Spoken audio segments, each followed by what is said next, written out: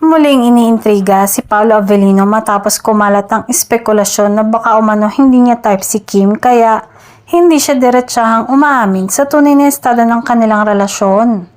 Usap-usapan nito ngayon sa social media, lalo na sa hanay ng kanilang mga taga-suporta. May ilang netizens ang nagsasabing tila iwas si Paolo kapag tinatanong tungkol kay Kim. Dahilan para magduda ang ilan.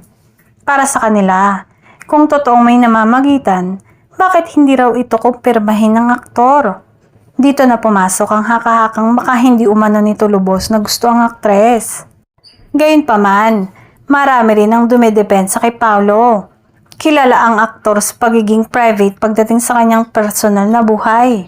Hindi ito mahilig magbahagi ng detalye tungkol sa relasyon o emosyon sa publiko.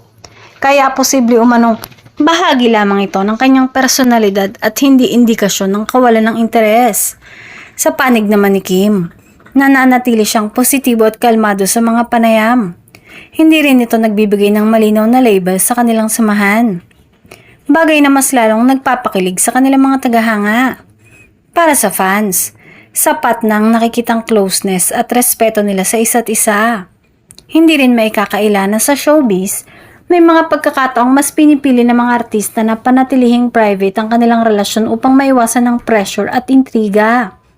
Ang pag-amin ay hindi laging sukatan ng tunay na nararamdaman, lalo na kung nais muna nilang protektahan ng kanilang samahan.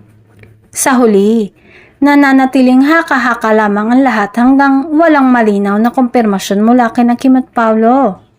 Mas makabubuting hintayin ang kanilang sariling pahayag at igalang ang kanilang desisyon, anuman ang tunay na estado ng kanilang relasyon.